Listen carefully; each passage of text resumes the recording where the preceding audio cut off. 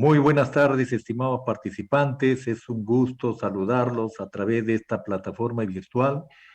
Primeramente, agradecer, ¿no?, a esta prestigiosa empresa que hace posible que estemos conectados a través de la virtualidad y poder brindarles los alcances que sean necesarios, que sean pertinentes en relación a este tema tan interesante del día de hoy, que está relacionado al traumatismo vértebromedular y al traumatismo de extremidades.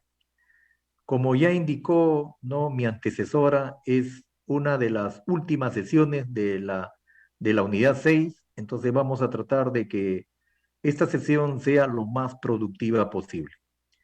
Les voy a agradecer de una manera muy especial que ustedes puedan participar en el desarrollo de esta unidad. Ustedes pueden formular sus interrogantes, ¿no?, a través del chat del Zoom, y también cuando sea pertinente, ustedes pueden activar el audio. Lo único que les voy a agradecer, una vez activado el audio, ustedes formulan su interrogante y lo colocan en el modo silencio, ¿sí? Eso para no interferir el desarrollo de esta actividad. Muy bien, con este pequeño preámbulo, ahora sí vamos a dar inicio a lo que es el traumatismo de la columna vertebral y también, ¿no?, a las lesiones que se puedan desencadenar de la médula espinal, ¿sí? Bueno, los objetivos que nos hemos propuesto para la presente academia, vamos a identificar las condiciones que atentan contra la vida en un paciente que tiene una lesión asociada a un trauma espinal. Ustedes han podido observar que en todos los accidentes de tránsito, no recurrentemente, a veces siempre un traumatismo craneal va asociado a un traumatismo cervical. Acuérdese que cuando existe una lesión cervical, lamentablemente puede haber una compresión medular o también puede haber una sección medular. Y a veces cuando nosotros no inmovilizamos, no neutralizamos las vértebras cervicales, lamentablemente podemos generar este tipo de lesiones que son invalidantes, ¿sí? Por eso que en este tipo de lesiones es importante que se genere una adecuada neutralización de las vértebras cervicales, ¿sí? Sobre todo cuando la lesión está a nivel de C2, C3, a veces el paciente va a tener incapacidad ventilatoria, ¿no? Y el paciente se nos puede comprometer. Por eso que es necesario que ustedes realicen un adecuado abordaje. También es importante que ustedes reconozcan, ¿no?, las indicaciones para hacer la inmovilización espinal. Ahora le vamos a hacer referencia en qué situaciones ustedes necesitan neutralizar las vértebras cervicales y la inmovilización de la columna dorsolumbar. También vamos a discutir los principios de la inmovilización espinal y también vamos a indicarles, ¿no?, la importancia de la extricación rápida. En algunos casos, a veces tenemos pacientes críticos que tienen compromiso de vida, a veces son pacientes que están atrapados en las unidades, no en los vehículos, y a veces necesitamos extraerlos. Y para extraerlos también tenemos que tener algunas técnicas que son adecuadas, ¿sí?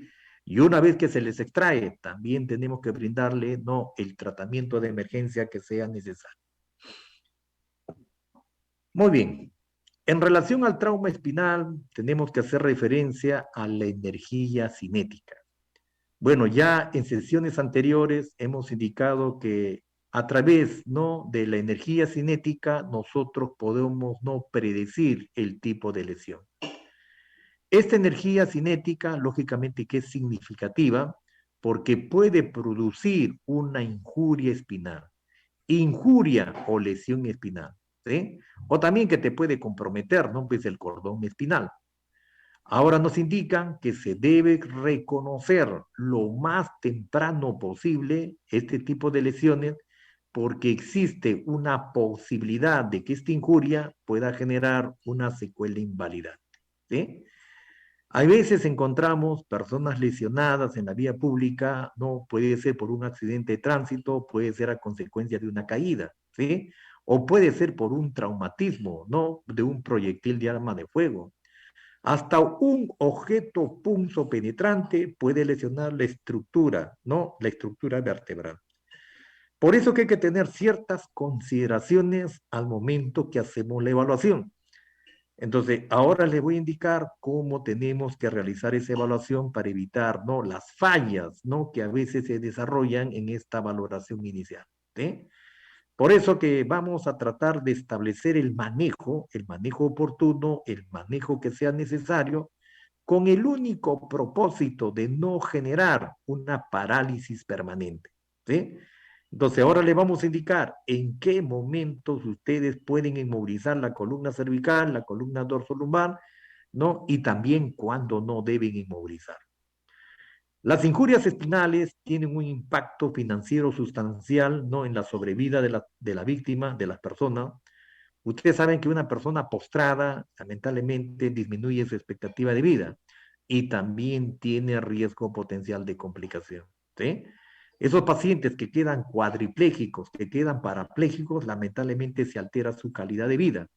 Y son personas que lamentablemente van a requerir el soporte ventilatorio. Hay algunos pacientes que a veces van a requerir, ¿no?, ventilación mecánica. Entonces, esas cosas tenemos que tenerlo presente. ¿Sí? Muy bien. Ahora, nos indican que este trauma espinal, ¿no? Mire, tiene una epidemiología muy alta, ¿sí? Dice, por lo menos entre los 15.000 y 20.000 injurias o lesiones espinales, no ocurren, ¿no?, de una manera recurrente, ¿no? Y vemos que en nuestro país, lógicamente que acá en nuestro país, los accidentes de tránsito se han generado este tipo de injurias espinales, ¿no?, que pueden conllevar a discapacidad, ¿sí? Por eso que es necesario tener ese tipo de consideración. La edad más común de ocurrencia de este tipo de lesiones ocurren entre los 16 y los 35 años. Bueno, es una población económicamente activa, por eso que esta población es la que tiene mayor riesgo. ¿Cuáles son las causas de estas lesiones espinales? Son los accidentes vehiculares en primer lugar, después tenemos las caídas, las injurias penetrantes y las injurias deportivas. ¿Sí? Bueno, acá en el Perú, lógicamente que lo que genera mayor recurrencia son los accidentes vehiculares. Ese es el perfil epidemiológico que tenemos en nuestro país. ¿Sí? Por eso que existe la necesidad de hacer un adecuado abordaje en este tipo de lesiones de la columna espinal, de la columna vertebral, ¿no? Porque necesariamente a veces por un inadecuado manejo, este paciente queda con secuelas invalidantes.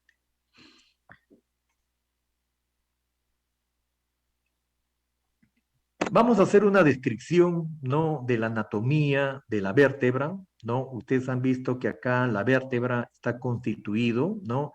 Acá la vértebra, lógicamente, que tiene una apófisis espinosa, también se le conoce como proceso espinoso, tiene una apófisis transversa, ¿no? También se le conoce como proceso transverso, tiene un cuerpo vertebral, tiene un pedículo, ¿no? Y también tiene un foramen vertebral, ¿sí? Por este foramen vertebral, lógicamente que es lo que va a generar, ¿no? Por acá, por este foramen es donde va a estar, ¿no?, la médula espinal, ¿sí? Por eso que necesariamente se requiere que todas estas estructuras, ¿no?, de la columna vertebral, vale decir, de la vértebra, necesariamente esté intacta, ¿sí? Por la posición anatómica, lógicamente que ustedes han podido observar, las vértebras que son más vulnerables son las vértebras cervicales. Esas son las que son más vulnerables. Lógicamente porque el canal medular a nivel cervical es más estrecho, ¿sí? Es más estrecho. Y aparte de eso, el cuello genera movimientos de hiperextensión, hiperflexión, rotación a la izquierda, rotación a la derecha. Por eso que las vértebras cervicales no son altamente vulnerables, ¿sí?, en relación a las vértebras dorsales y a las vértebras lumbares, ¿sí? Entonces, como estamos observando, tenemos 7 vértebras cervicales que son vulnerables, tenemos 12 vértebras dorsales o torácicas, tenemos 5 vértebras lumbares y lógicamente que tenemos 5 vértebras sacras, que son vértebras soldadas, y también tenemos 4 vértebras coxígeas, ¿sí? En total, ¿cuánto tenemos? Tenemos 33 vértebras, ¿no? 33 vértebras. ¿Dónde está la zona de mayor movimiento? Lógicamente que la zona de mayor movimiento está al final de las vértebras dorsales y al inicio de las vértebras lumbares, ¿sí? Por eso que en muchas de las ocasiones a veces estas lesiones pueden comprometer estas estructuras y lógicamente que pueden generar diferentes tipos de lesiones, empezando desde lumbalgias, no dorsalgias y a veces terminamos, no, con lesiones de la médula espinal. Muy bien. También tenemos que hacer referencia, ¿no?, a la médula espinal, ¿sí? Esta médula espinal es lo que va a generar la conectividad, ¿no? ¿Entre quién? Entre el encéfalo y el tronco encefálico, ¿sí? Ustedes saben que todas las neuronas, tenemos las neuronas motoras y las neuronas sensitivas, lógicamente que van a nacer de estas raíces, de esta raíz dorsal, ¿sí? Entonces, toda la inervación de tus estructuras, ¿no? Tanto de tus extremidades superiores, de tus extremidades inferiores, están relacionados, ¿no? A esta diseminación, a esta estructura, ¿de quién? De la médula espinal, ¿sí? Entonces, ustedes saben que tenemos 31, ¿no? 31 raíces, 31 raíces que necesariamente nacen de esta médula espinal. Y eso es lo que va a generar la sensibilidad tanto de las extremidades superiores, de las extremidades inferiores, de tu caja torácica, no, de tu estructura pélvica. Entonces, todo donde encontremos tejido muscular, siempre van a estar inervados. Muy bien. Como ya les he indicado, tenemos 31 nervios espinales que van a generar la propagación de los impulsos motores y de los impulsos sensitivos. Ahora, el cordón espinal, como ya les he manifestado, contiene tractos nerviosos sensitivos y tractos nerviosos motores. El daño de estos tractos nerviosos puede traer como resultado una debilidad o parálisis, ¿sí? Cuando tenemos parálisis, lógicamente que está abolido la respuesta motora y está abolido la respuesta sensitiva.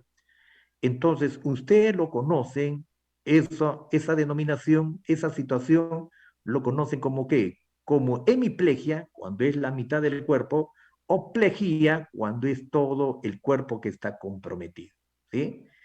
Y también tenemos las parestesias, lógicamente que las parestesias que nosotros lo conocemos como qué? Alteración de la sensibilidad, que puede producir entumecimiento o pérdida total de la sensibilidad. ¿Y cuándo se pierde la sensibilidad? Lógicamente que cuando están comprometidos los tractos nerviosos sensitivos, ¿sí? Inicialmente el paciente con traumatismo vertebromedular puede presentar dolor y posteriormente, lógicamente, que puede presentar parestesia.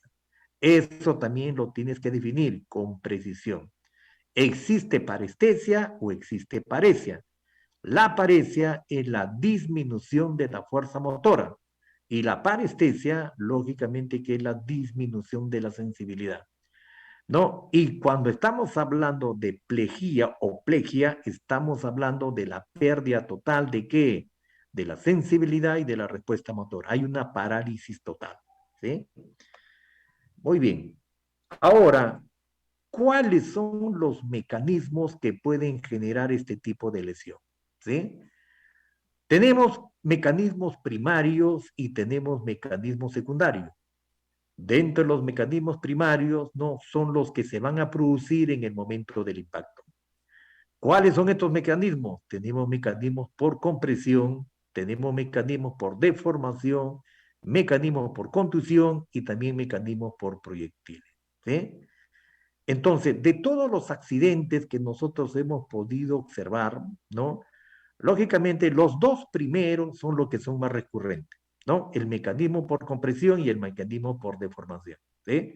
¿Y eso por qué? Porque lógicamente cuando tenemos comprometido la columna cervical, el problema es que a veces la cabeza puede impactar sobre una superficie y lógicamente que hace una acción de compresión.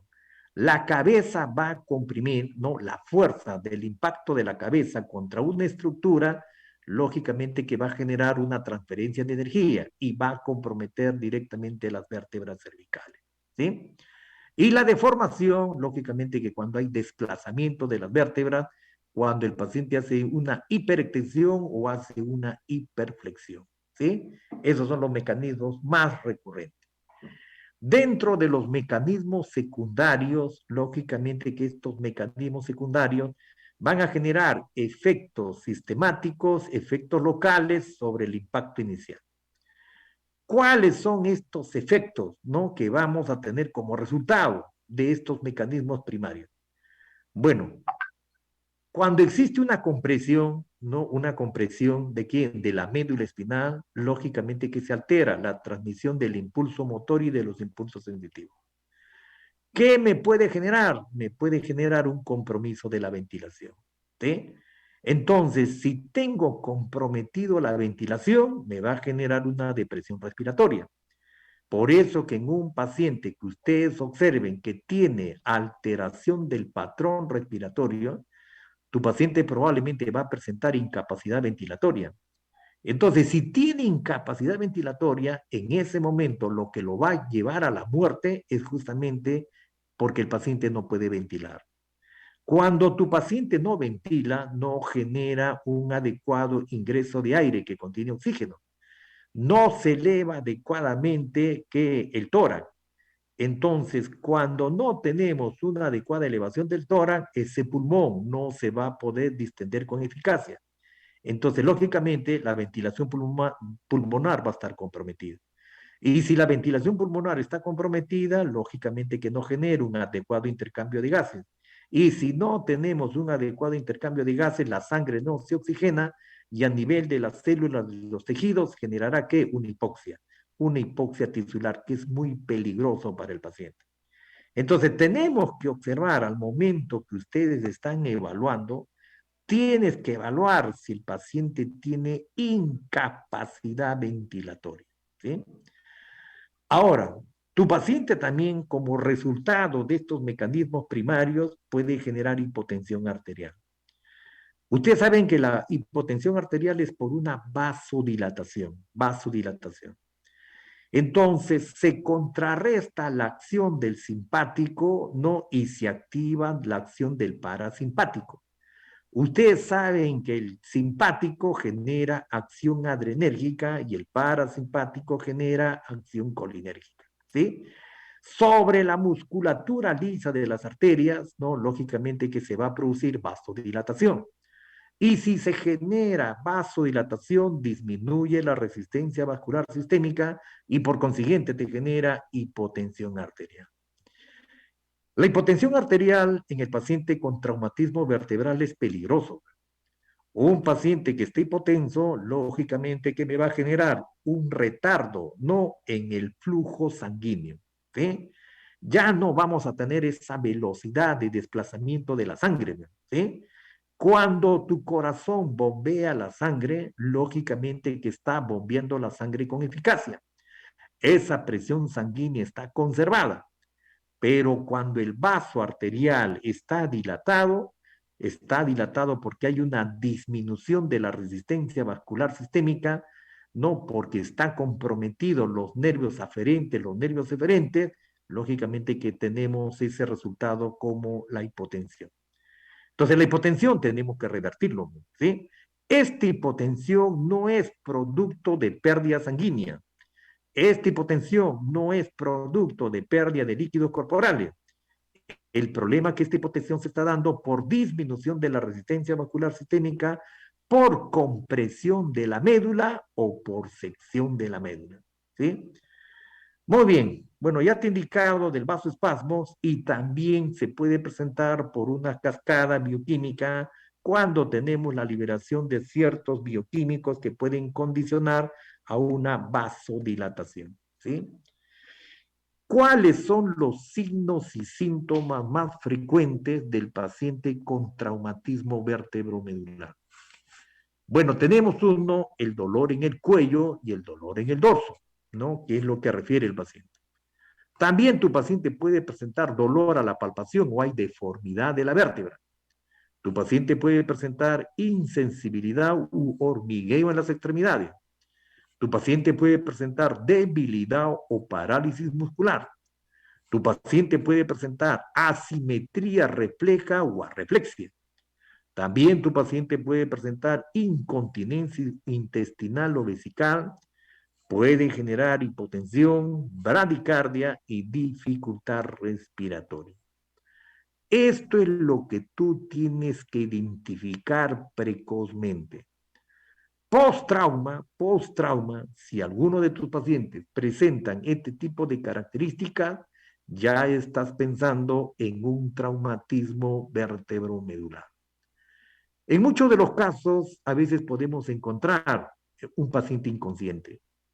Cuando tu paciente está inconsciente, lógicamente que no vas a poder valorar el dolor, la pérdida de la sensibilidad, la pérdida de la respuesta motora, pero vas a tener que sospecharlo, ¿sí?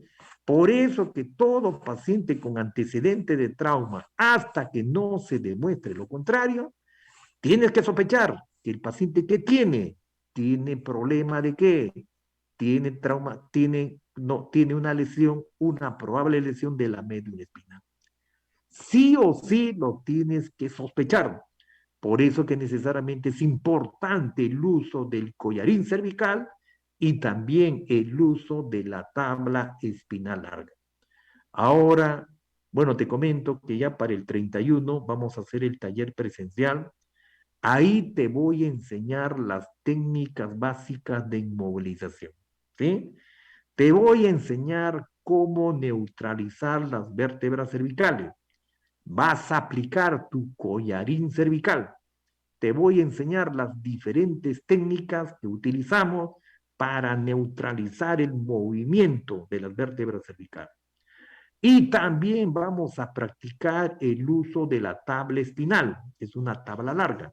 ¿Y eso con qué? Con el único propósito de neutralizar las vértebras dorsales y de las vértebras dorsolumbares. ¿Sí? Eso lo vamos a hacer el 31, ¿no? El 31 de mayo vamos a hacer ese taller práctico y por eso que te pido, por favor, trata de participar para poder practicar con estas técnicas básicas elementales.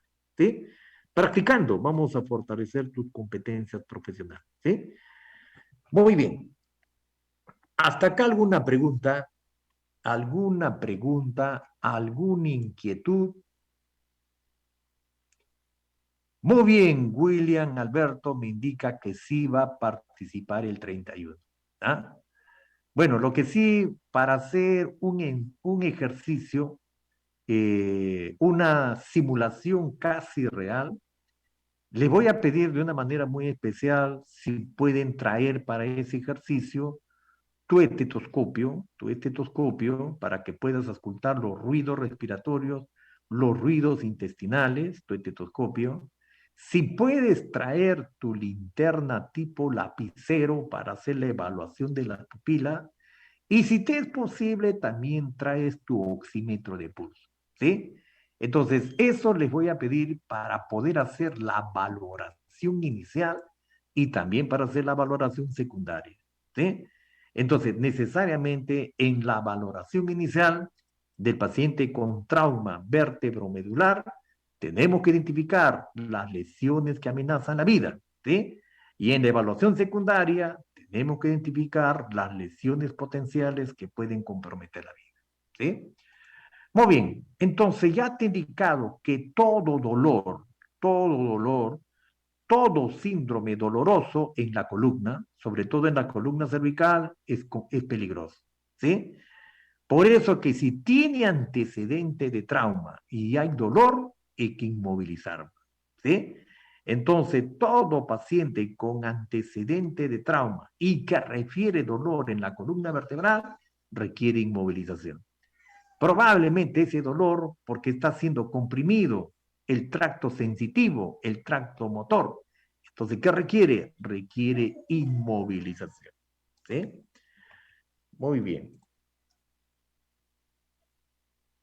Ahora, en esta evaluación inicial, como ya les he hecho referencia, es importante esta evaluación inicial para que ustedes puedan identificar las lesiones potenciales que amenazan la vida. ¿Sí? Este examen, lógicamente que lo tenemos que hacer en posición neutral. El examen tiene que estar en posición neutral y el cuerpo no tiene que estar en movimiento. ¿Sí? A veces cuando asistimos a estas personas traumatizadas con traumatismo vértebro-medular, a veces quieren, ¿no?, que nosotros lo traslademos al establecimiento de salud más cercano. ¿Sí? Y hay veces cometemos el error de movilizar al paciente. Bueno, te comento que en el sismo del 2007 se cometieron muchos errores. ¿Sí? Lastimosamente, los primeros intervenientes no es el personal de emergencia prehospitalaria. ¿Quién es el que asiste cuando el paciente tiene una caída? ¿Quién es el que asiste cuando hay, ¿no?, estructuras colapsadas por actividad sísmica? Los propios familiares. ¿Sí? Por eso que ahí se cometen los grandes errores, porque no sabemos cómo realizar el abordaje. ¿Sí? Por eso que todo paciente con antecedente de trauma necesariamente tienes que sospechar que ese paciente tiene traumatismo cervical. Y sobre todo cuando el paciente tiene trauma craneal. Si tiene trauma craneal, recurrentemente las lesiones craneales van asociadas a las lesiones cervicales. ¿Sí? Tienes que tener en cuenta eso. ¿Sí? Por eso que la recomendación es hacer una evaluación neurológica completa, ¿no? Para no solamente no evaluar lo evidente, sino también tenemos que presumir qué tipo de lesión no está presentando el paciente y si es una lesión que se puede complicar. ¿Sí? Entonces, en esta evaluación de la columna vertebral, lógicamente que tenemos que hacer la inmovilización cervical y la inmovilización dorsolumbar. La cervical lo hacemos con el collarín y las vértebras, ¿no? Y las vértebras dorsales y las lumbares tenemos que utilizar una tabla espinal. Eso lo vamos a practicar, ¿no?, en el ejercicio del 31 de mayo. También es importante, ¿no?, la inmovilización completa de la columna vertebral, el cuello, el tórax, la pelvis y las extremidades. Eso también lo vamos a practicar. En un paciente inconsciente, lógicamente que el riesgo de traumatismo vértebro-medular está en una proporción del 5 al 10%. ¿Sí? Entonces, esos pacientes inconscientes, tienes que sospechar que si tu paciente está con una lesión de la columna vertebral, que puede estar comprometiendo a la médula espinal. ¿Sí? Muy bien. En relación a la fisiomecánica, tenemos que determinar, por ejemplo, las lesiones que se puedan presentar. ¿Sí? Puede ser una lesión por flexión, por extensión, por compresión, por rotación y por tracción. Quisiera que observes el siguiente video, mira, un video muy interesante, ¿no? Para que tú me indiques qué tipo de lesión, ¿no? ¿Qué tipo de lesión es lo que nosotros estamos observando? ¿Sí? A ver, vamos a presentarte este video y me vas a indicar cuál es la probable lesión. La probable lesión, ¿no? Vamos a observar este video. Vamos a observar. Te voy a pedir que observes con bastante detenimiento para que lo puedas comentar. Uno, vamos a ver la importancia de la evaluación de la cinemática del trauma y también las probables lesiones que se puedan producir, ¿no?, por este tipo de transferencia de energía. ¿Ah? A ver, vamos a observar y me comentas si es que se está visualizando y observando el video. Para poder hacernos una idea de la violencia con la que se... Confírmame si se está observando y se escucha el video. Confírmame. Confírmame, por favor, si se está escuchando y observando el video. ¿Alguien me puede confirmar? Sí, magíster, sí visualizamos y sí escuchamos. Excelente, muchas gracias. Observen con bastante detenimiento. Para poder hacernos una idea de la violencia con la que sale proyectado el conductor de un automóvil que choca contra un objeto fijo a 80 kilómetros por hora sin la protección del cinturón de seguridad, comprobemos cómo 39 centésimas de segundo después de la colisión, el conductor y su asiento avanzan 15 centímetros. 5 centésimas más tarde choca violentamente contra el volante. A las 0,92 centésimas de segundo, su cabeza embiste el parabrisas y cuando rebota hacia atrás, teóricamente está muerto. Toda la secuencia ha durado un fugaz segundo. Es fácil adivinar el destino del pasajero que viaja a su lado y el de los que ocupan los asientos traseros, que ni siquiera tienen la posibilidad de ser frenados y acaban saliendo proyectados hacia adelante con enorme violencia.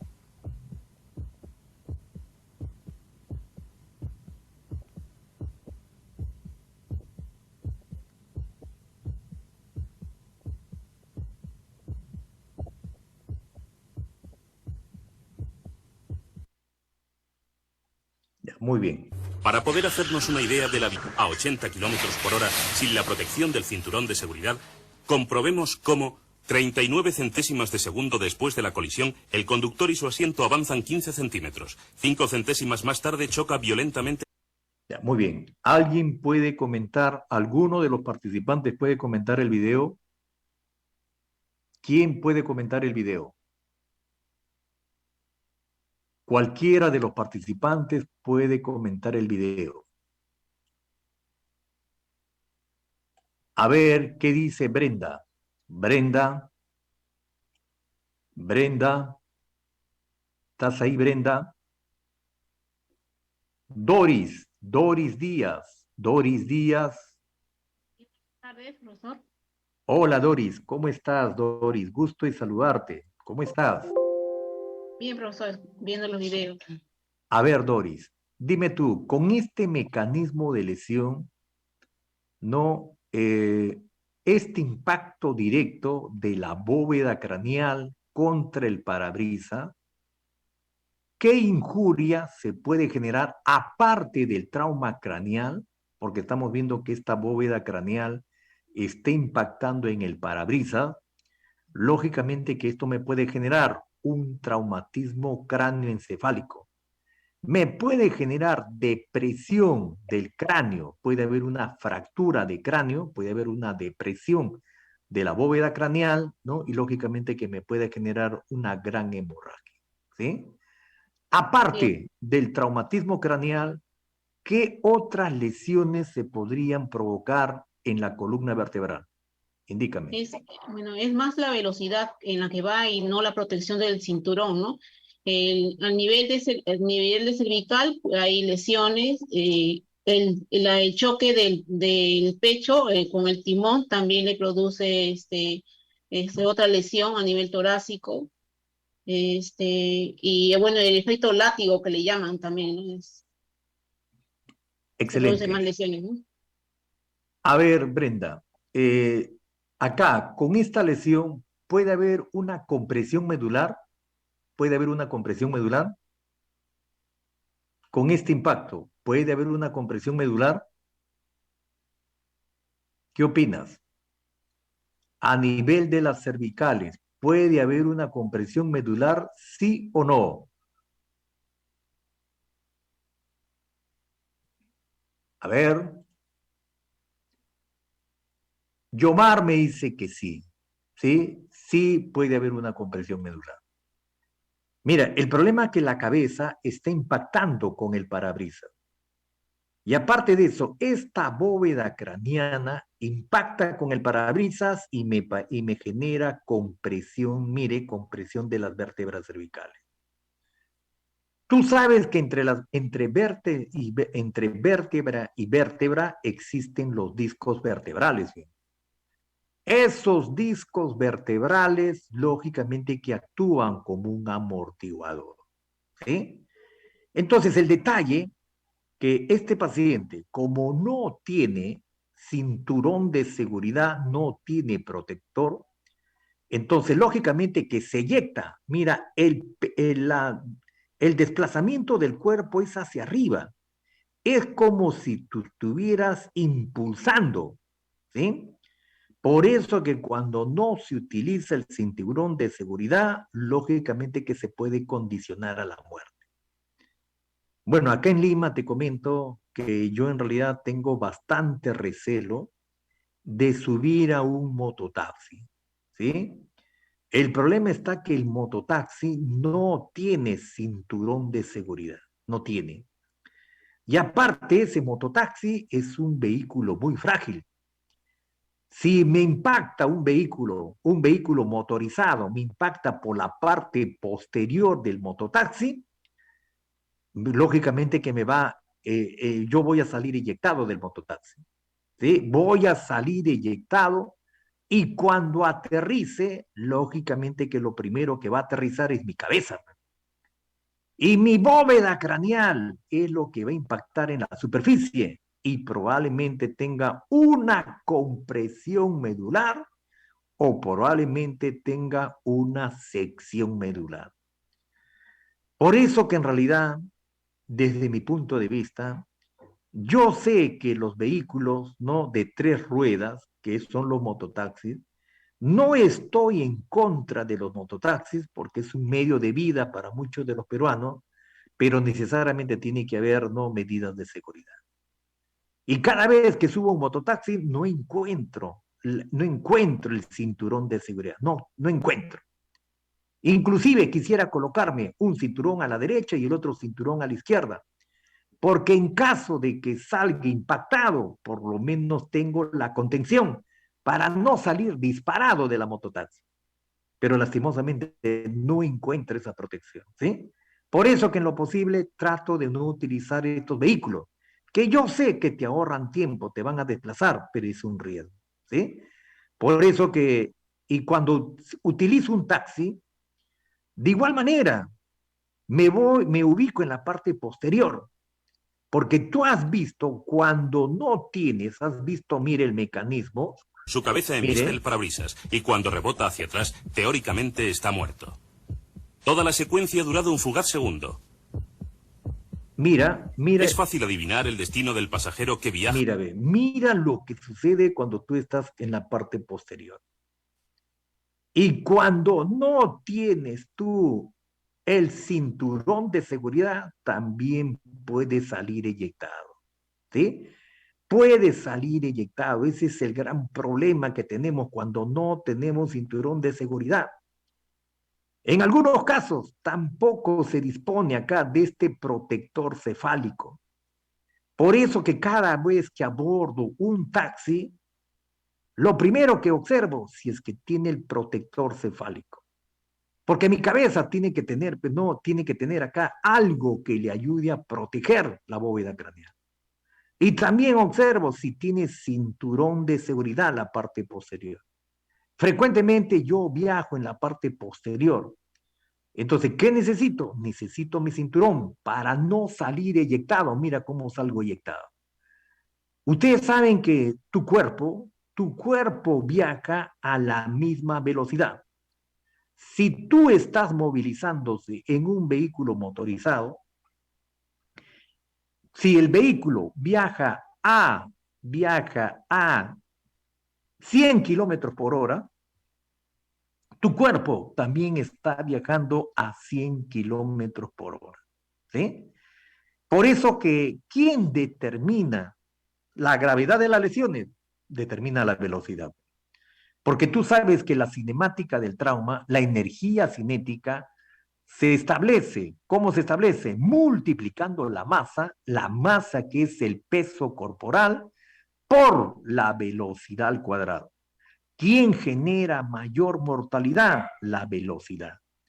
Por eso que necesariamente cuando tengas algún vehículo que tú vas a conducir, tienes que manejar a una velocidad conservada. No es bueno volar.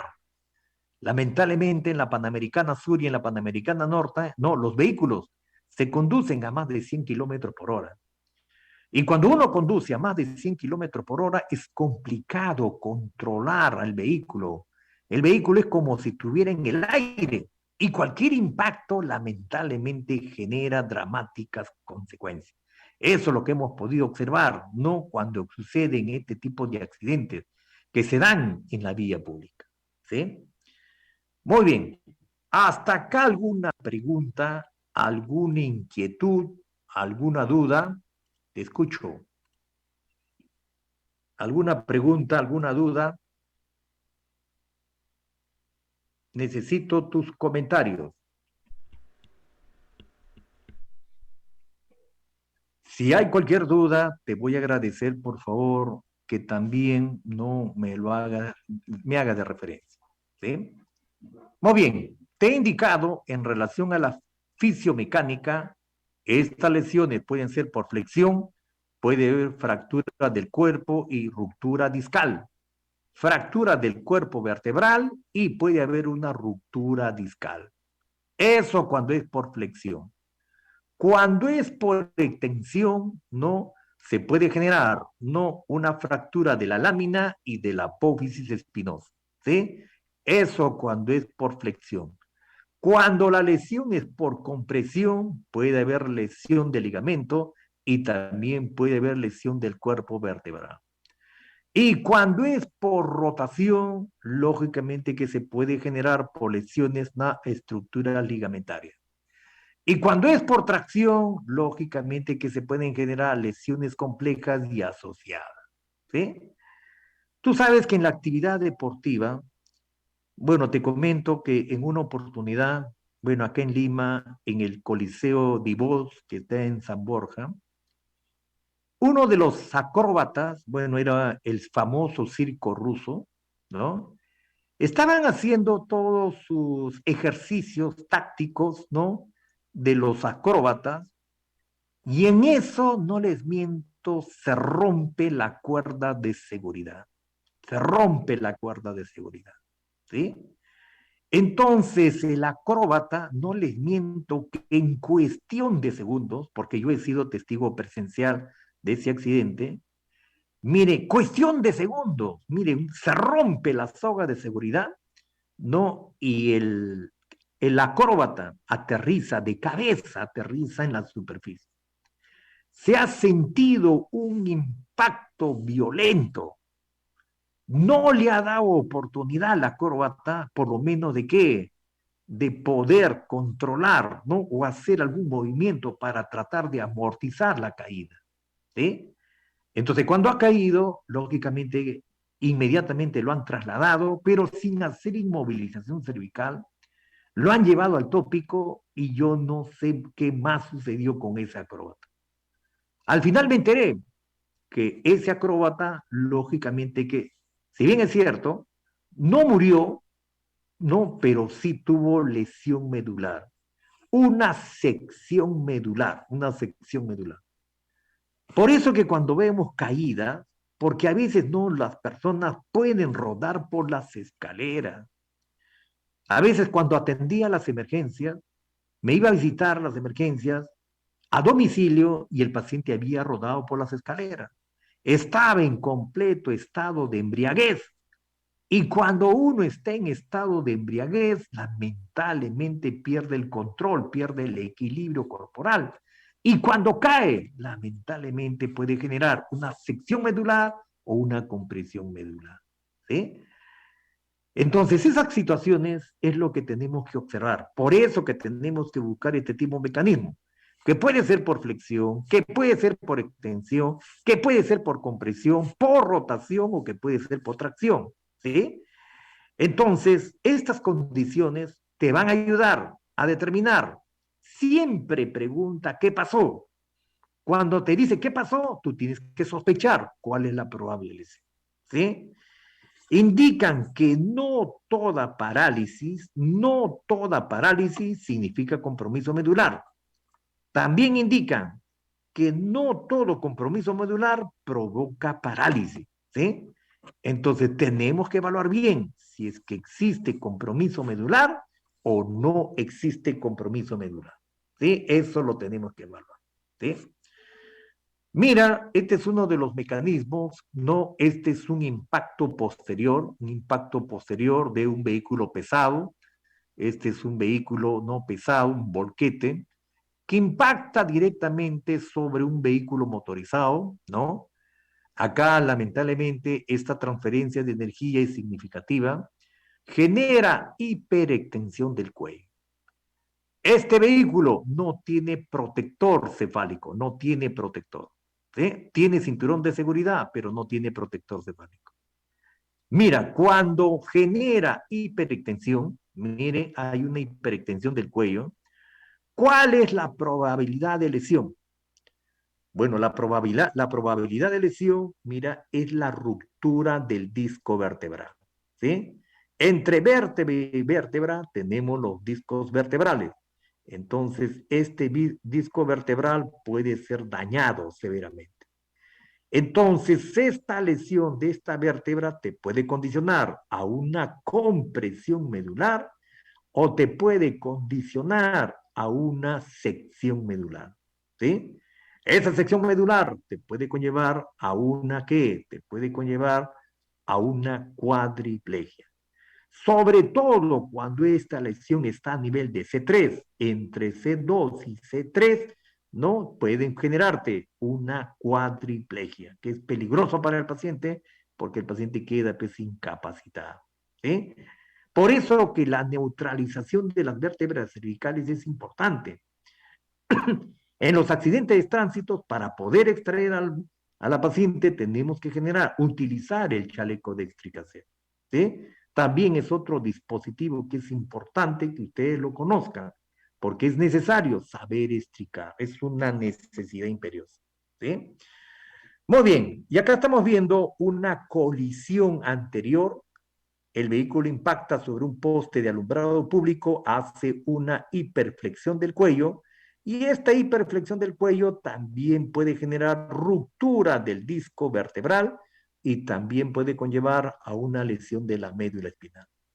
Y en las caídas, lógicamente que también por hiperflexión de la cintura, lógicamente que podemos observar también este tipo de lesiones de la columna. ¿Sí? Por eso que ustedes han visto que lamentablemente las caídas pueden ser en los niños, en los ancianos, en los jóvenes, ¿no? Y en los accidentes de tránsito también vemos que puede generar todo este tipo de situaciones, ¿sí? Muy bien. ¿Hasta acá alguna pregunta? ¿Alguna pregunta hasta acá? Te escucho. ¿Alguna pregunta hasta acá? ¿Algún comentario? Te ¿Alguna escucho. pregunta, estimados participantes? ¿Pueden activar su audio?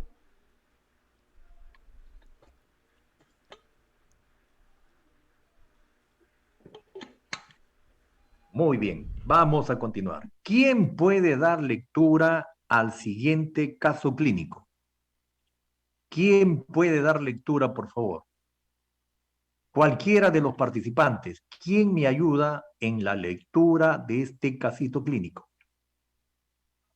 A ver, puede ser una dama o un caballero. Te escucho. ¿Quién desea dar lectura a este casito clínico? Magíster, ¿mi persona puede leerlo? Adelante, Brenda. Te escucho. Te escucho, Brenda. Situación clínica número 1.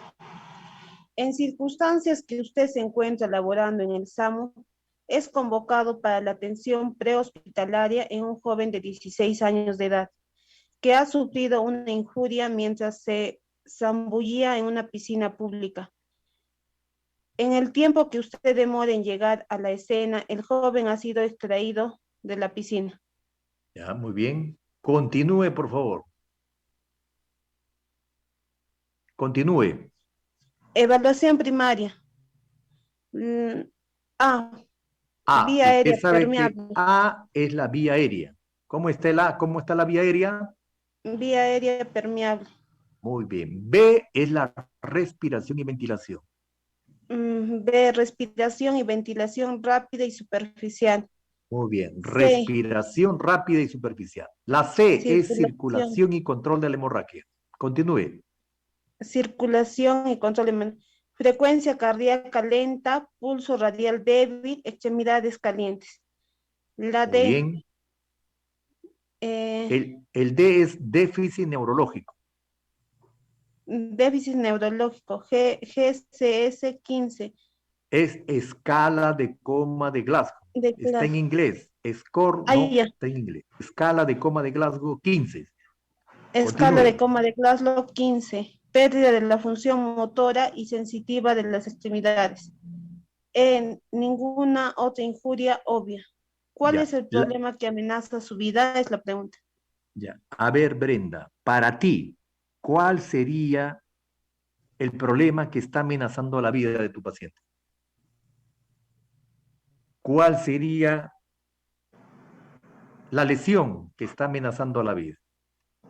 Este es tu paciente. A ver, tu paciente, lógicamente, que ha caído, ¿no? ¿Cómo ha caído? Lógicamente que tu paciente ha caído de cabeza. Ahí está, mira, ¿no? Mire, ha impactado ¿sobre qué? Sobre la superficie de una piscina, ¿sí? Entonces, la pregunta es, si tu paciente, por ejemplo, si tu paciente en estos momentos indica que la frecuencia respiratoria es rápida y superficial. El A te está indicando que la vía aérea está permeable. Si la vía aérea está permeable, ¿qué descartas, Brenda? Indícame. ¿Qué descartas? Si la vía aérea está permeable, ¿qué vas a descartar? Si tiene algún problema respiratorio, No, la vía aérea te indican en esta evaluación, la vía aérea está permeable. Si la vía aérea está permeable, ¿qué descartas? ¿Qué descartas? ¿Qué descartarías, Brenda?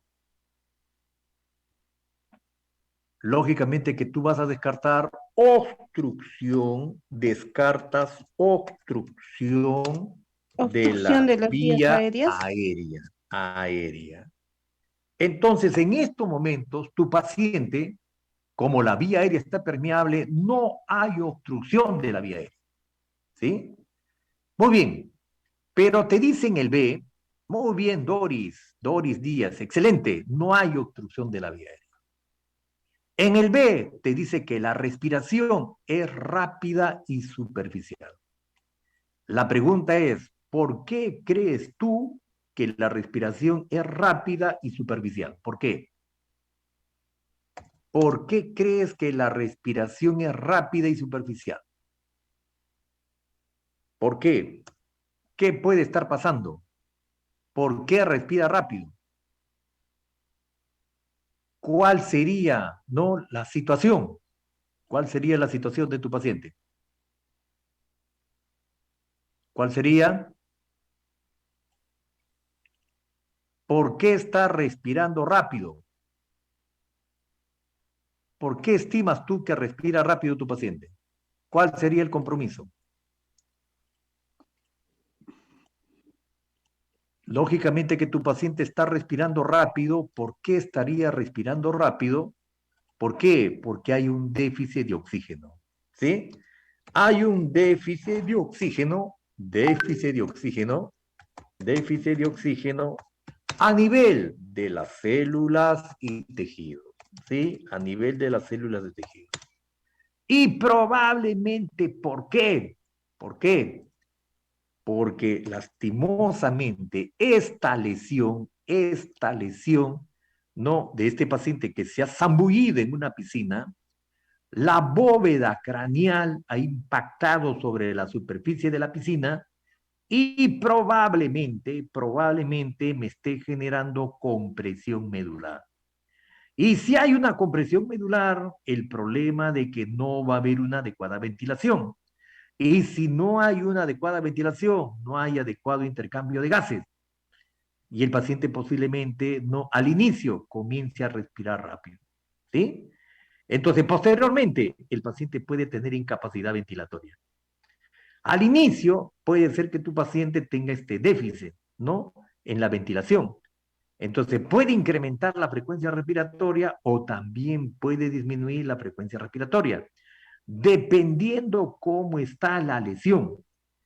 Porque a veces cuando tu paciente tiene una compresión, todavía puede haber transmisión de los impulsos.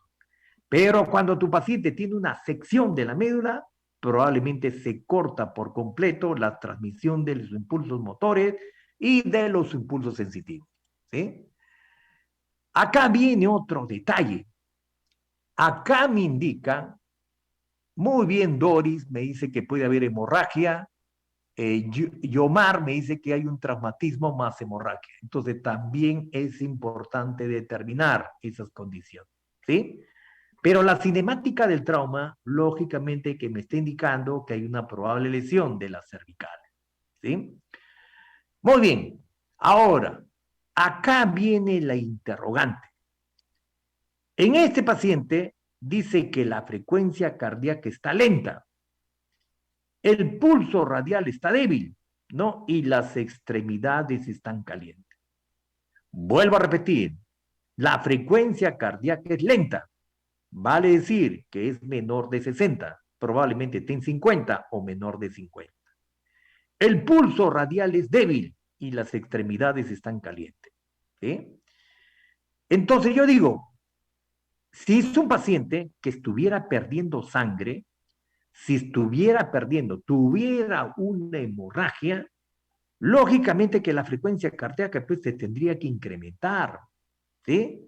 Pero ¿cómo está la frecuencia cardíaca? La frecuencia cardíaca, ¿cómo está? La frecuencia cardíaca está disminuida. Entonces, ¿eso qué sirve? Tú sabes, ¿no? En esta columna vertebral, lógicamente que nosotros, ¿qué tenemos? Tenemos unas fibras, las famosas fibras preganglionares y las famosas fibras postganglionares. Las preganglionares, lógicamente que están siendo reguladas por el sistema nervioso parasimpático, ¿sí? Por el sistema nervioso parasimpático, ¿no? Y las postganglionares, lógicamente que están siendo reguladas por el sistema nervioso no simpático. Entonces, en una lesión de la columna vertebral, no está contrarrestado la acción de quién? Está contrarrestado la acción del simpático. ¿Y el simpático qué hace sobre tu musculatura lisa de tus arterias? El simpático lo que va a generar, ¿qué hace? El simpático genera vasoconstricción. Pero el parasimpático, que tiene acción colinérgica, lógicamente que lo que va a generar es vasodilatación. Vasodilatación. Por eso que cuando se vasodilata, ¿qué genera? Genera una disminución de la resistencia vascular sistémica. Cae la presión arterial y también cae la frecuencia cardíaca. ¿Y por qué cae la frecuencia cardíaca? ¿Cae por qué? Porque está contrarrestado la acción del simpático. Y está activo la acción de quién? La acción del parasimpático. Por eso que tu paciente tiene el pulso radial débil. ¿No? Tiene el pulso radial débil. Las extremidades están calientes porque hay un problema en el retorno venoso. Hay un estancamiento de la sangre. Y como tu paciente está hipotenso, y está haciendo bradicardia, lógicamente que se va a enlentecer el flujo sanguíneo cerebral. Ya te he indicado que el flujo sanguíneo cerebral es la velocidad con la que circula la sangre a través de tus vasos arteriales y de tus vasos venosos. Entonces, si tu paciente está hipotenso, está bradicárdico, entonces es un paciente que te está indicando que hay traumatismo vertebromedular. ¿Sí? Muy bien, ¿cómo está su nivel de conciencia? Está con Glasgow 15. Va a decir que está despierto, está lúcido, orientado en tiempo, espacio y persona. Pero ¿qué es lo que tiene la parte neurológica? Tiene pérdida de la función motora y de la función sensitiva de las extremidades. Entonces, ¿estoy pensando en una paraplegia o estoy pensando en una cuadriplegia? ¿Sí? Y en el E no hay ninguna otra injuria obvia, no hay otra lesión. Entonces, ¿cuál es el problema que está amenazando la vida? Lógicamente que uno es el compromiso del gasto cardíaco. está haciendo bradicardia, está comprometiendo el gasto cardíaco, y aparte de eso, lógicamente que me va a comprometer la ventilación, ¿sí? Entonces, puede estar comprometido la ventilación o puede estar comprometido el gasto cardíaco, ¿sí? Así lo tenemos que diferenciar, ¿sí? ¿Está claro este análisis de este casito clínico? Confírmame. ¿Está claro? ¿Está claro el análisis de este casito clínico? A ver, acá tenemos una respuesta.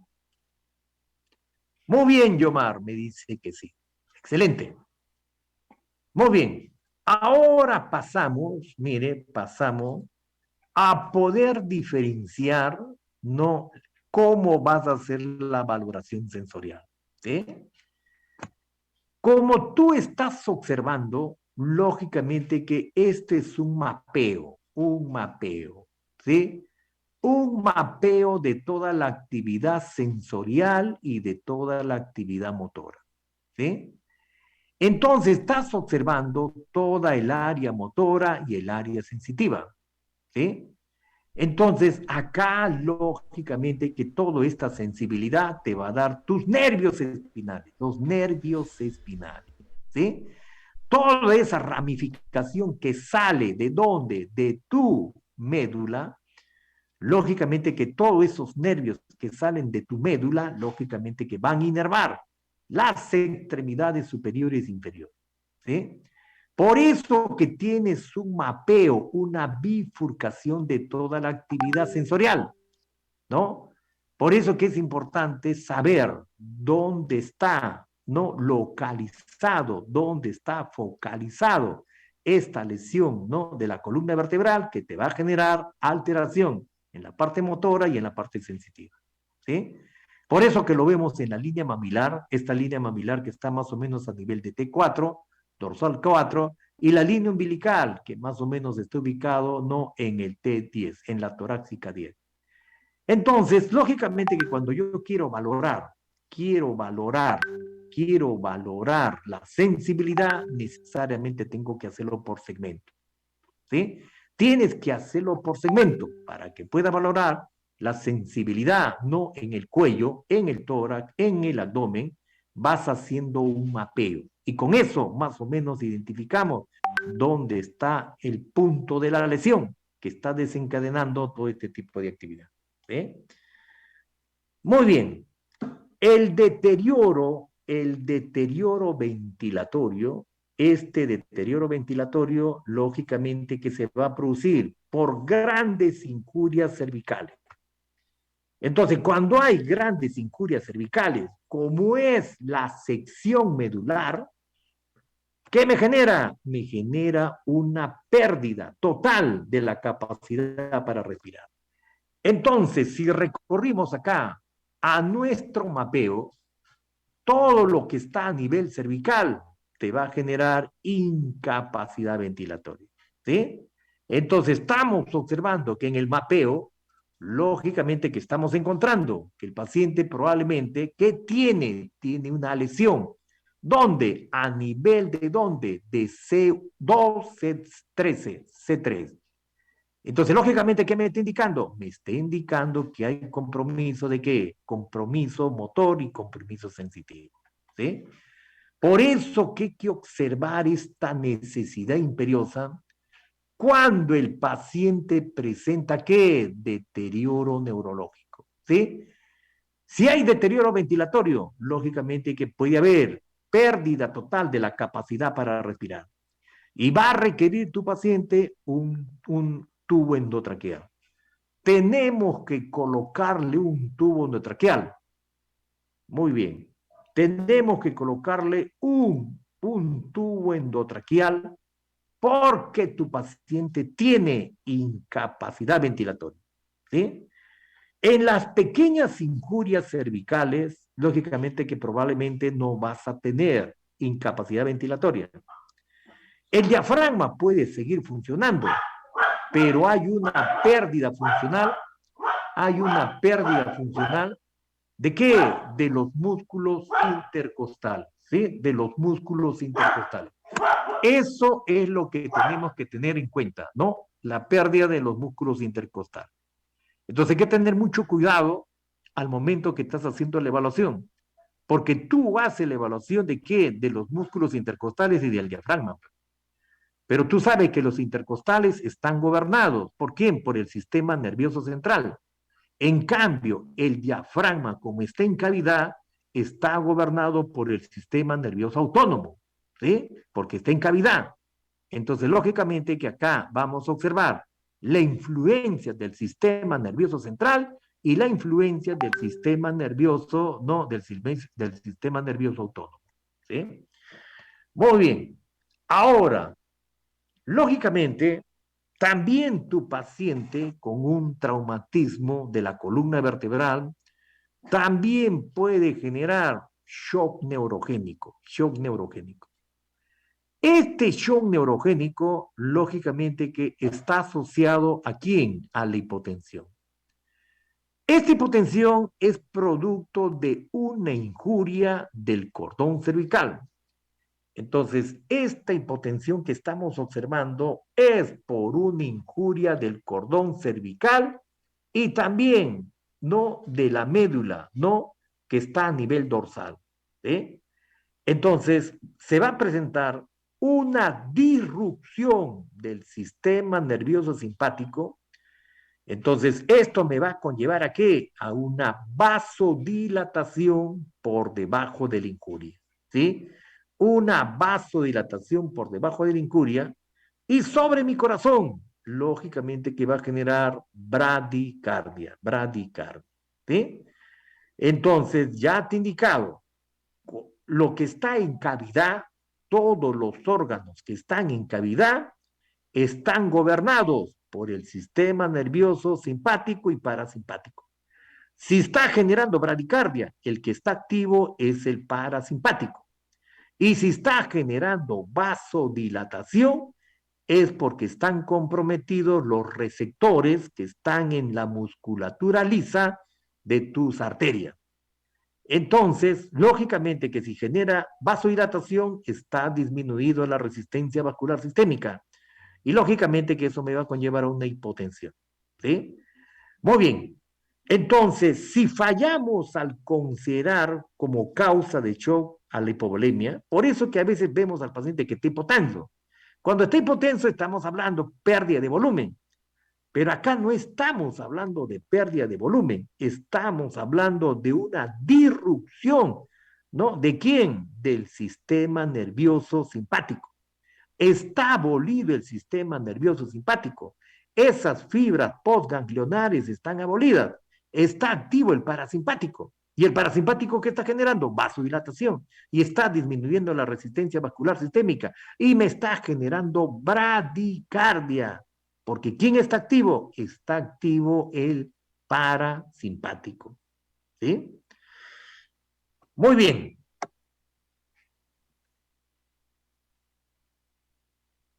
A ver, siguiente casito clínico. En esta situación clínica nos indican que se trata de un varón de 28 años de edad que ha sido baleado en el cuello por su enamorada. Algo habrá hecho este mortal, este varón de 28 años. Algo ha hecho para que la enamorada, lógicamente que le genere un impacto por el proyectil de arma de fuego, pero ¿dónde le ha impactado? En el cuello, ¿no? Un poco más y lo mata. Pero analicemos este casito clínico, ¿sí? Entonces, cuando analizamos este casito clínico, nos indican que la vía aérea está permeable. Cuando el A está permeable, descartamos obstrucción de las vías aéreas. En el B, la respiración es rápida y la expansión torácica es simétrica. Entonces, si la respiración es rápida y la expansión torácica es simétrica, lógicamente que estamos observando que el patrón respiratorio todavía se encuentra conservado. En el C, que es la circulación, se observa una hemorragia externa copiosa, proveniente de la herida en el cuello. El pulso es radial, es rápido y débil. Entonces, si el pulso radial es rápido y débil, por ahí tengo que estar sospechando, como es una lesión por proyectil de fuego, tengo que ir orientando a una hemorragia, ¿sí? En el D, la escala de coma de Glasgow es 15. No se evidencia déficit neurológico en extremidad. Miren, en el D, la escala de coma de Glasgow es 15. No se evidencia déficit neurológico de extremidades. Vale decir, no hay paresia, no hay parestesia, no hay plejía, no hay. En el E, lógicamente que se ve un hematoma expansivo en el lado izquierdo del cuello. ¿Y por qué, ¿y por qué hay ese hematoma? Por el proyectil de arma de fuego. ¿Sí? A ver, pregunta de examen. ¿Cuándo está indicada la inmovilización espinal? ¿No? ¿Cuándo está indicada la inmovilización espinal? ¿No? O si este paciente que estamos observando, como tiene una lesión cervical, ¿no? Porque es por un proyectil de arma de fuego, tiene una herida, ¿no? Porque tiene un trauma penetrante. La pregunta es, ¿ustedes colocarían collarín cervical a este paciente, sí o no? ¿Quién puede responder? ¿Colocarías un collarín cervical a este paciente, sí o no? A ver, Doris Díaz. Doris, Sí, profesor. ¿usted colocaría un collarín cervical a este paciente que ha sido baleado, ¿no? Ha recibido un impacto de proyectil de arma de fuego, ¿no? En el cuello y tiene una herida, hay hemorragia externa copiosa. Pregunto, ¿usted colocaría un No, collarín cervical o no colocaría? no, mayormente no se coloca y pasa a la sección trauma shock, pasa de ahí a cirugía y hasta hacer la operación. ¿Por qué no colocas collarín? El- ¿Cuál es la de- razón que no colocas el collarín? no hay mucho, el trauma sería. A ver, tú tienes un hematoma, tienes una hemorragia externa copiosa, probablemente te ha lesionado tejido muscular, probablemente te ha lesionado no estructuras venosas y arteriales, pero no te indica déficit neurológico focal, no hay déficit neurológico de extremidades. Entonces, el proyectil de arma de fuego, probablemente solamente ha lesionado, no tejido blando, tejido muscular, pero no te ha comprometido, no te ha comprometido la estructura nerviosa, no te ha comprometido los cordones, el cordón sensitivo, el cordón motor, no te ha comprometido, no te ha comprometido la médula. Entonces, me está indicando que este paciente no tiene déficit neurológico en extremidades. Vale decir que la respuesta motora, la respuesta sensitiva están conservadas. Entonces, en este paciente, lógicamente que no es una prioridad la colocación del collarín cervical, porque tiene una hemorragia y tiene un hematoma. Y Al primero tiene que contrario, controlar la hemorragia. si tú le colocas el collarín, ¿qué vas a hacer?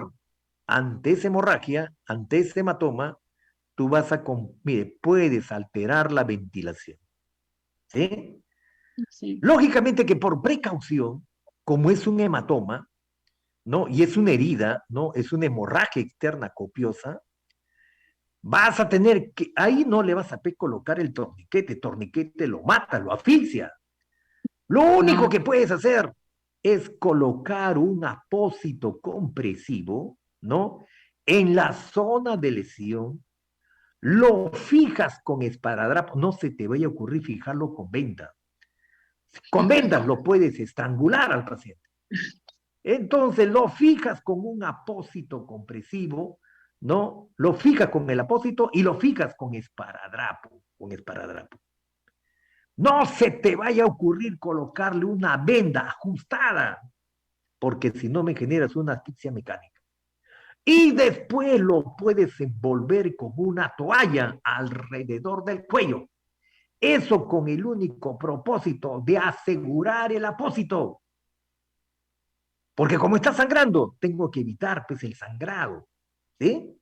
Ahora, Sí. si el sangrado es profuso, lógicamente pues yo no tengo la capacidad de hacer hemostasia.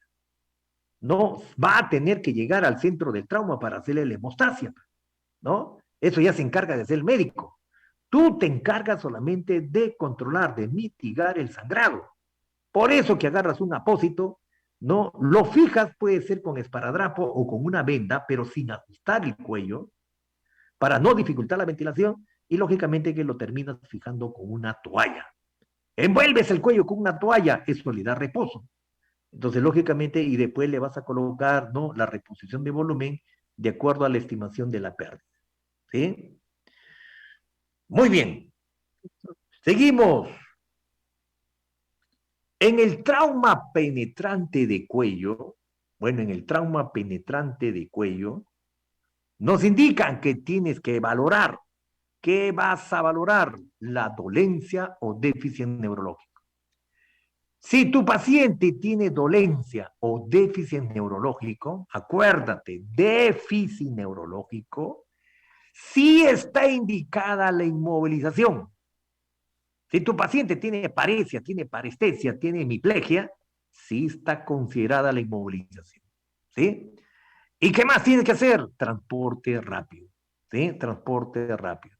Entonces tú aseguras la inmovilización y realizas el transporte rápido, asegurando un buen acceso endovenoso y colocándole un collarín cervical. Por eso que en la práctica te voy a enseñar todas las técnicas habidas y por haber de la técnica de inmovilización del cuello. ¿Sí? Y cuando no tiene déficit neurológico, probablemente la inmovilización no está indicada. ¿Sí? Entonces, acuérdate, la condición para colocar el inmovilizador es lógicamente que exista déficit neurológico. Eso te va a ayudar porque tú sabes que el collarín también genera cierta dificultad. ¿Sí? Muy bien. Ahora, las fracturas inestables de la columna son debidas al trauma penetrante y son extremadamente raras. Las condiciones que amenazan la vida, lógicamente que tienen prioridad. ¿Cuál es la prioridad? La prioridad es la ventilación. Entonces tú tienes que determinar si existe incapacidad ventilatoria y si existe incapacidad ventilatoria vas a tener que asegurarle la vía aérea con un tubo endotraqueal. ¿Sí? Muy bien. ¿Quién puede leer el tercer casito clínico? ¿Quién puede leer? ¿Quién puede leer el tercer casito clínico?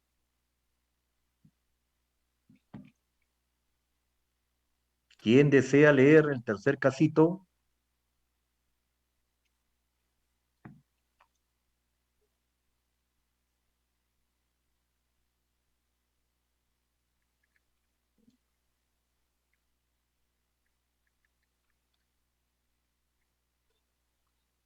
A ver, ¿algún participante que puede dar lectura al tercer casito clínico? A ver, Giovanna Valdeón. Sí, Giovanna, licenciado. Sí, adelante, licenciado. Giovanna. Te Licenciado, buenas escuchamos. tardes. Sí. Situación clínica número 3. En circunstancias que usted se encuentra laborando en el SAMU, usted es llamado a un nightclub donde una mujer de 35 años de edad ha sufrido una caída de las escaleras. Su paciente niega dolor en el cuello o espalda, pero se queja de un severo dolor en el tobillo izquierdo. Usted percibe en ella un aliento alcohólico. Muy bien, esa es la primera parte. Ahora continúe con la segunda parte. Evaluación primaria. Vía aérea permeable. Eh, B, Vía respiración. respiratoria normal. Circulatoria escaso. Sangrado proveniente de una pequeña laceración en el cuero cabelludo. Pulso radial normal. Estado neurológico, hablar no característico, escala de Coma-Glasgow 15 y deformación grosera de tobillo izquierdo. Ya, eso es en la exposición, ¿sí? Ah, La exposición. E es exposición, ¿ya? Cuando está indicada la inmovilización por trauma espinal cerrado, ¿cómo, doctor? Ya, a ver, yo te pregunto, ¿tu paciente requiere inmovilización cervical? ¿Requiere inmovilización dorso-lumbar? ¿Qué opinas, Giovanna? ¿Requiere o no requiere? Mm, no Desde tu requiere punto. inmovilización cervical, pero quizás sí la dorsolumbar, licenciado o magíster. Ya, a ver, analicemos.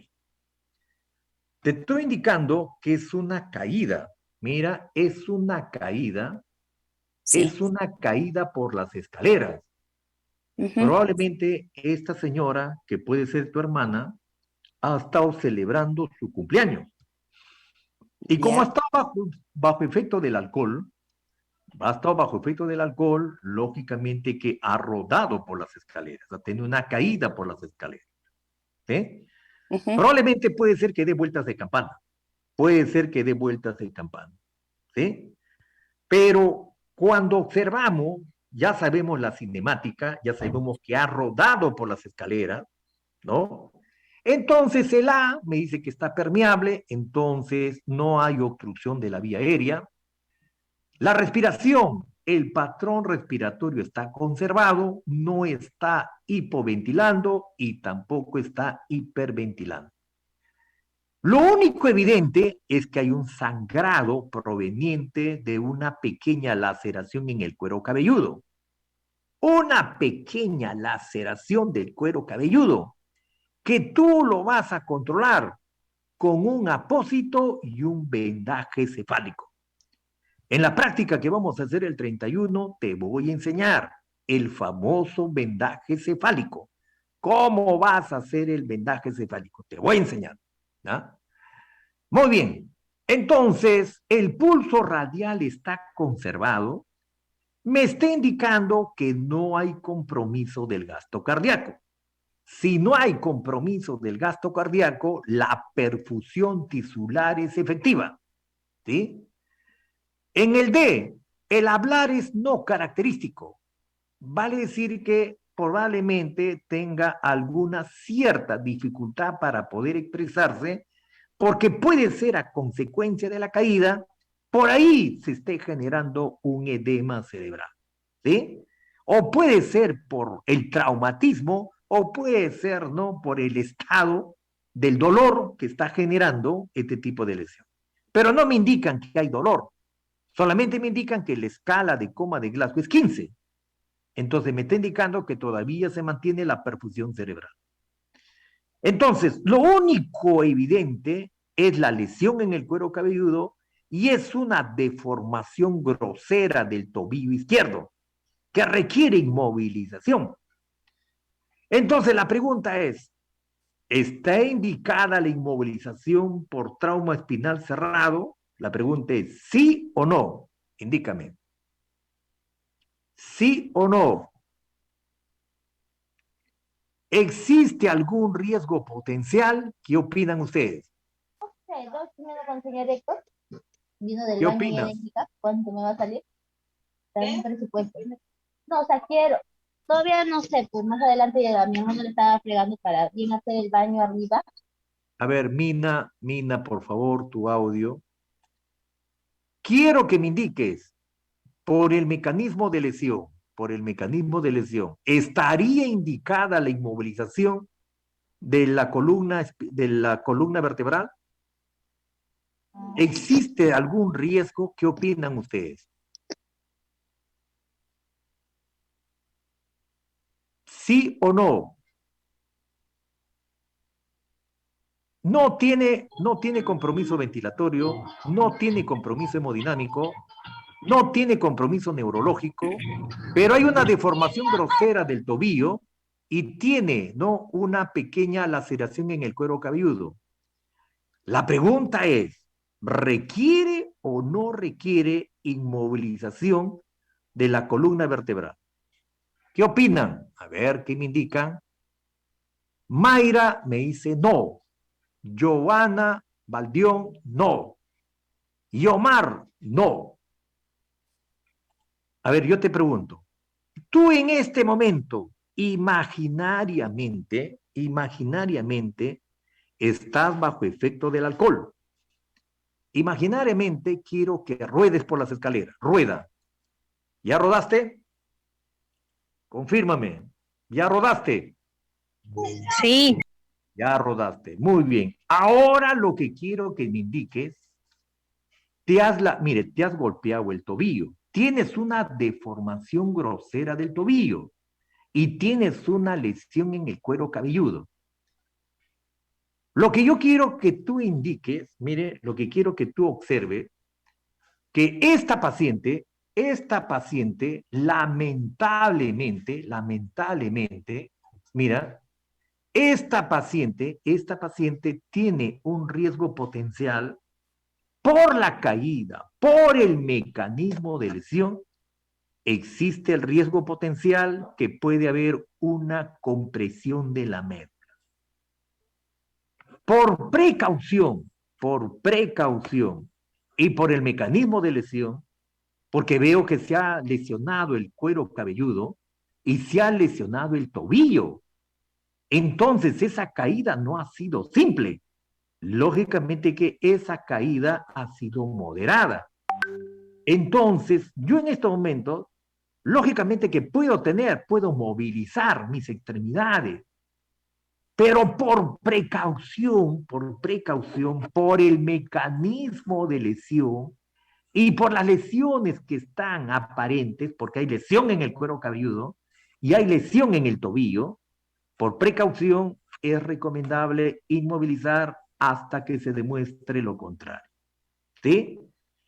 Entonces tenemos que pensar así, por el mecanismo. Si me dicen rodó por las escaleras y encima ha estado bajo efecto del alcohol, entonces probablemente esta persona ha dado movimientos, ¿no? Ha realizado movimientos de descenso, pero puede haber la posibilidad que puede haber generado, ¿no?, algún desplazamiento de las vértebras. Si bien es cierto, no están comprimiendo a la médula, pero sí las vértebras pueden haber sido desplazadas. Y cualquier movimiento en falso puede lesionar las vértebras cervicales.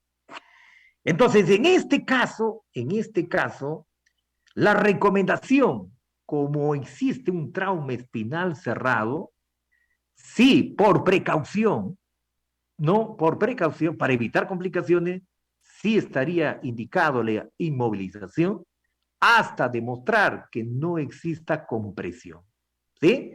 Que no exista lesión de las vértebras cervicales. Te tomo una radiografía en el hospital y las vértebras cervicales están intactas, no hay desplazamiento de las vértebras, te retiro el collarín. Pero acá, por el mecanismo de lesión, por la cinemática del trauma y por las lesiones que aparenta, sí es recomendable tomar una placa de las cervicales y también una placa de la columna dorsolumbar, hasta descartar que no haya lesión de las estructuras de la columna cervical, de la columna dorsolumbar. Esto lo tienes que hacer, ¿sí? Porque si decimos no hay déficit neurológico, no hay compromiso ventilatorio, pero en este momento no hay. ¿Por qué? Porque no hay lesión. Pero espérate, cuando se desplaza la columna vertebral a un movimiento brusco, innecesario, ahí sí puede generarse algún problema de déficit neurológico, ¿sí? Así lo tendrías que observar. Entonces, en el trauma cerrado, ¿cuáles son? Estamos hablando del trauma espinal. Si tu paciente tiene el nivel de conciencia si el nivel de conciencia, ¿no? Si el nivel de conciencia de tu paciente no está alterado, está con Glasgow 15, ¿ya? Entonces, si está con Glasgow 15, lógicamente que tu paciente está, ¿con qué está? Tu paciente, si está con grado 15, tiene una adecuada perfusión cerebral. Le está llegando adecuado aporte de sangre al encéfalo. Pero si el nivel de conciencia está alterado, puede ser que tu paciente esté generando alguna articulación, alguna alteración en el lenguaje. Tengo que sospechar que algo está sucediendo, ¿sí? Entonces, si tienes alterado el nivel de conciencia, sí es importante inmovilizar. Pero si no está alterado el nivel de conciencia, no recomiendan inmovilizar. Ahora, si tu paciente presenta dolor espinal, preguntas, ¿hay dolor espinal? ¿O hay déficit? ¿O hay dolencia neurológica? ¿O hay deformidad anatómica de la espina, de la columna espinal o de la médula espinal? Ahí sí tienes que inmovilizar. Dolor espinal, déficit o dolencia neurológica y deformidad anatómica, ¿no?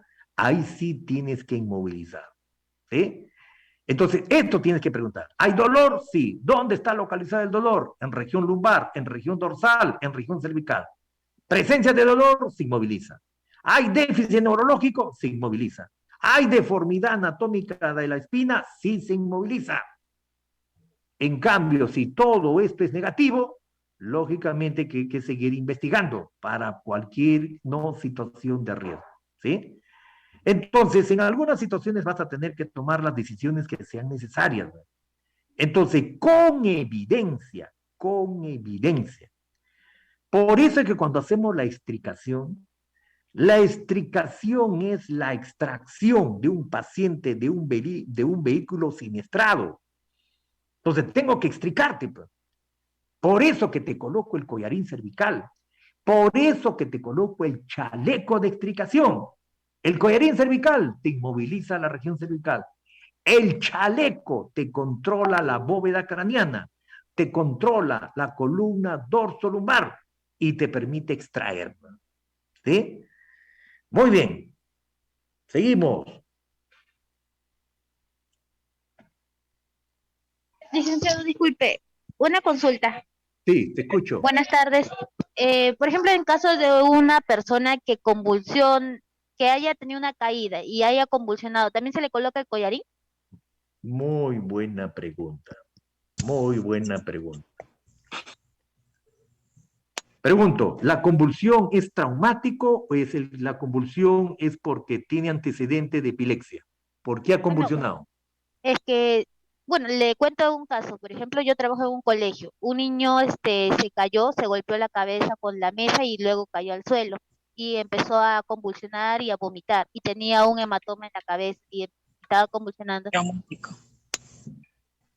Ya, si tu niño, el producto de la convulsión ha sido traumático y tiene antecedente de trauma, ha habido una transferencia de energía sobre la bóveda craneal, se ha golpeado la cabeza, ahí sí lo tienes que inmovilizar. ¿Estamos de acuerdo? Si tu niño tiene antecedente de trauma, se ha golpeado la cabeza y ha convulsionado, tu niño puede ser que esté haciendo un edema cerebral. Está presentando un edema cerebral, está convulsionando. Tú sabes cuando hay un edema cerebral, lógicamente que inflama las estructuras meningias. Tu paciente, ¿qué hace? Ese niño comienza a generar descargas. Esas descargas, lógicamente que son los movimientos tónico-clónicos generalizados. Si es trauma, sí es recomendable inmovilizarlo. Pero si fuera una convulsión por una epilepsia, lógicamente que ahí no, pues no vas a no ser de que se haga golpeado la cabeza fuertemente, como en el caso de tu niño, ahí sí lo tienes que inmovilizar. ¿Por qué? Por el mecanismo de lesión. ¿Sí? Entonces, toda lesión en la cabeza que pueda comprometer la médula espinal, tienes que inmovilizarlo, no te queda otra cosa. Por eso que necesariamente tienes que observar ese tipo de situación. ¿Ah? Muy bien. En relación a los mecanismos de la injuria, ¿no? De la columna vertebral, un impacto violento en la cabeza, en el cuello, en el tórax, en el pelvis, lógicamente que pueden acelerar este tipo de injuria. ¿Sí? Cuando hay un mecanismo de una súbita aceleración o una súbita desaceleración, Entonces, ¿qué va a generar? Pueden generar una flexión o inclinación del cuello en el tórax. Eso también puede generar injuria de la médula espinal, ¿sí? Y cualquier tipo de caída, también tenemos que sospechar que hay una injuria de la médula espinal, ¿sí? La eyección o caída, ¿no? La eyección o caída, o por una situación de que sale eyectado de un vehículo motorizado, también tenemos que sospechar de una lesión de la médula espinal. O en incidentes de buceo, ¿no? O cuando hay saltos de trampolín, también tenemos que sospechar, ¿no? De una lesión de la columna cervical con compromiso de la médula espinal, ¿sí? Muy bien. Entonces, estas lesiones, lógicamente que ustedes tienen que diferenciarlo de las injurias distractoras. Algunas lesiones podrían ser potencialmente perjudicial para el paciente. Por eso que necesariamente tienes que discriminar de la fractura de huesos largos. Tienes que discriminar de una sospecha de injuria visceral. Tienes que descartar de una gran laceración, en una esfacelación o una injuria por el choque. Y también por grandes quemaduras o por alguna injuria que produzca impedimento funcional agudo, ¿sí? Por eso que estas injurias, lógicamente, hay que determinarlo para tratar de enfocar al problema real, ¿sí? Muy bien. Ahora, cuando tu paciente tiene incapacidad para comunicarse, ¿no? Tu paciente no habla o tiene, ¿no? o tiene un deterioro, ¿no? ¿De qué? Del lenguaje, también es otra situación que tienes que considerar.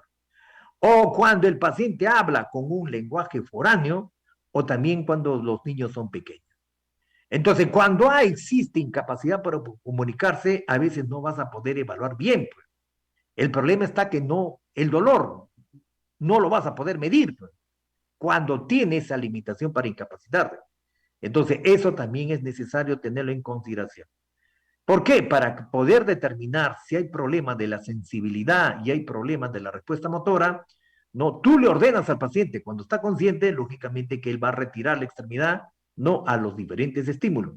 Entonces, cuando no se puede comunicar, hay veces tenemos este tipo de limitaciones que no puedo determinar con precisión. ¿Qué no puedo determinar con precisión? El déficit motor, ¿sí? Le digo que apriete mi mano, a veces no me entiende. O le digo que levante la extremidad, a veces no lo va a poder hacer. Por eso que depende mucho de su nivel de conciencia, ¿sí? Muy bien. Entonces, lógicamente, acá nos están indicando en relación a los mecanismos que generan la injuria de la columna, tenemos que observar si estas lesiones van acompañadas o hay evidencia de que de haber consumido alcohol, drogas. El consumo de alcohol y drogas van a ser injurias distractoras, porque lastimosamente, pues a veces el paciente está tan embriagado, tiene un nivel de alcoholemia muy alta y a veces no siente lamentablemente. Por eso que en los accidentes de tránsito a veces hay pacientes que los encontramos bajo efecto del alcohol, pero no sienten. ¿Cuándo van a sentir dolor? Cuando recién se metabolice el alcohol. Ahí recién sienten dolor. O cuando están bajo efecto de las drogas, también se metabolizan las drogas y recién siente dolor, ¿sí? Por eso que es muy importante establecer este tipo de condiciones, porque es preferible, cuando existen este tipo de situaciones, es preferible por el mecanismo del trauma, por el mecanismo de la lesión, tenemos que observar si existe una probabilidad de la lesión cervical. Y cuando exista, inmovilízalo. No va a pasar nada. Inmovilízalo, ¿no? Y le realizas un transporte rápido. Pero si no hay ninguna evidencia, tu paciente está tranquilo, tiene buen patrón respiratorio, buen estado hemodinámico, no hay lesiones agregadas, no hay lesión en el cuero cabelludo, no hay lesión, no en la región de la columna, no se ve nada penetrante, ahí no vas a inmovilizar, no vas a inmovilizar, ¿sí? Muy bien. A ver, el último casito, ya para pasar al siguiente capítulo. Dice que usted es llamado a la escena de un choque múltiple. No, es un choque múltiplo de vehículos en una vía rápida. Imagínate que es en la Panamericana Sur. Después que el vehículo de su paciente fue golpeado o fue impactado por la parte posterior, el paciente fue propulsado o fue inyectado hacia la parte frontal del mismo. Eso es lo que tú has visto en el video que te pasaba. El vehículo se encuentra dañado moderadamente, el conductor aún no ha sido rescatado y el parabrisas presenta una ruptura semejante a una tela de araña. Muy parecido al video el video que has visualizado. Sobre las bases de la cinemática, ¿cuál podrías generar, cuál podría ser, ¿no? O cómo podrías observar, ¿no? Una probable lesión espinal. ¿Podemos sospechar de una lesión espinal? Eso lo vamos a determinar mediante la evaluación. En la evaluación, ¿qué observamos? Tenemos que la vía aérea, ¿cómo está la vía aérea? La vía aérea está permeable. Si la vía aérea está permeable, estamos descartando obstrucción de la vía aérea. ¿Cómo está la respiración? El patrón respiratorio está conservado, no hay alteración del patrón respiratorio. ¿Cómo está el pulso? El pulso radial está en condiciones de normalidad. Tiene buena intensidad, buena frecuencia, buen ritmo, ¿no? Buena amplitud. Entonces me está indicando que mediante el pulso estoy evaluando que el paciente tiene su gasto cardíaco está conservado. La escala de coma de Glasgow es 15. 15. No hay lesión neurológica focalizada. No hay. En la E, lo que tengo es una abrasión en la frente. ¿Sí? Pregunta de examen. ¿Está indicado una extricación rápida? ¿Está indicado el uso del collarín cervical? ¿Sí o no? ¿Cuál es tu respuesta? Confírmame. Necesita extricar, significa extraer del vehículo, con un chaleco de extricación. ¿Requiere extricación rápida? ¿Requiere el uso del collarín? ¿Qué opinas? ¿Quién desea participar? Ya con esto terminamos esta primera parte. Mina me dice que sí. Sí requiere del collarín, del uso de collarín y una extracción rápida. Ya, muy bien. ¿Alguien más desea comentar? Con confianza, comenta con confianza. Quiero tu apreciación. Mira, esto te va a pasar. Te puede pasar. Y tú vas a tener que tomar decisión. Bueno, te comento. Cuando tu paciente es un paciente crítico, ¿cuándo es crítico? Cuando tu paciente tiene compromiso neurológico. ¿Tiene compromiso neurológico? No. ¿Tiene compromiso respiratorio? No. ¿Tiene compromiso hemodinámico? No. Entonces no requiere extricación rápida. La extricación rápida es cuando es un paciente crítico que tiene riesgo potencial de mortalidad. Entonces no requiere extricación rápida. Por el mecanismo de lesión, porque mira lo que me está indicando, por el mecanismo de lesión, el vehículo dice que, mira, ¿ve? El vehículo de su paciente fue golpeado por la parte posterior. Entonces, al golpearse por la parte posterior, ¿qué me ha generado? ¿Hiperextensión o hiperflexión? Indícame. ¿Hiperextensión o hiperflexión? ¿Qué generó? ¿Hiperextensión o hiperflexión? Respóndeme. ¿Qué ha podido generar? ¿Hiperextensión o hiperflexión? Indícame. ha sido golpeado en la parte posterior. La pregunta es, ¿ha generado una hiperextensión o una hiperflexión?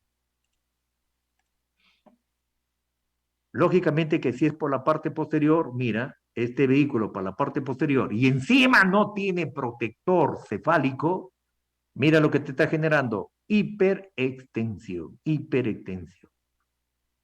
Entonces, en este momento, tu paciente puede tener la probabilidad de una lesión cervical, ¿no? Pero todavía me están indicando que mi paciente está con Glasgow. ¿Con qué Glasgow? 15.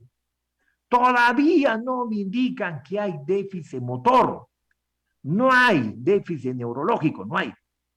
Lo único que tiene es una abrasión en la frente. Entonces, este paciente, ¿qué ha hecho? El triple impacto. Se ha ido hacia atrás la cabeza y después ha retornado con el parabrisas y probablemente ahí se ha lesionado la frente. Entonces, por este mecanismo de ida y de vuelta, tú tienes que inmovilizar la región cervical. No requiere inmovilización rápida, pero sí requiere inmovilizar el cuello y colocar un chaleco de extricación. ¿Sí? Entonces, ¿qué requiere este mortal? No requiere una extricación rápida. La extricación lo haces con la tranquilidad del caso porque no hay riesgo de vida, Tu paciente está hemodinámicamente estable, está ventilando. Entonces, por precaución, por el mecanismo de lesión, puede ser que una de las vértebras esté comprometida, entonces tienes que neutralizar las vértebras cervicales y con el chaleco de extricación vas a neutralizar las vértebras dorsales y las vértebras lumbares. Eso es lo que tienes que hacer. Muy bien. Ahora sí, por supuesto, por precaución, por prevención, Yomar. Muy bien. Ahora sí, pasamos a la segunda parte.